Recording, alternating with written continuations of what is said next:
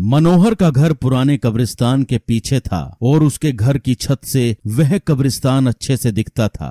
वह रोज उस कब्रिस्तान को पार करके ही अपने काम पर जाता था। मनोहर के 2 बच्चे थे और दोनों बच्चे बड़े ही शैतान थे। बड़े बेटे का नाम रोकी और छोटे बेटे का नाम विक्की था। एक बार गर्मी की छुट्टियों में रोकी और विक्की की बहन सोनिया भी आई हुई थी। तीनों मिलकर रात के लगभग 12 बजे एक रूम में ट्रूथ और डेयर खेल रहे थे। रोकी सोनिया से पूछता है कि तुम ट्रुथ लोगी या डेयर। सोनिया डेयर लेती है और पूछती है कि तुम लोग कुछ खतरनाक करने के लिए तो नहीं कहोगे ना। ये हुई ना बात, तो जाओ अब छत पर से घूम करके आओ और छत पर रखे गमले में से फूल तोड़कर लाना, तभी हमें पता चलेगा कि तुम छत पर से आई हो या नहीं। तो छत पर से तो कब्रिस्तान दिखता है। नहीं, मैं नहीं जाऊंगी वहाँ पर। रोकी और विक्की दोनों सोनिया को छत पर जाने के लिए जबरदस्ती बोलते हैं। सोनिया छत पर जाती है और जैसे ही गमले में लगे फूल की तरफ बढ़ती है, तभी उसकी नजर कब्रिस्तान की ओर पड़ती है। कब्रिस्तान में एक बड़ा सा सूखा पेड़ होता है। वह देखती है कि उस पेड़ पर एक सर कटी हुई उल्टी लाश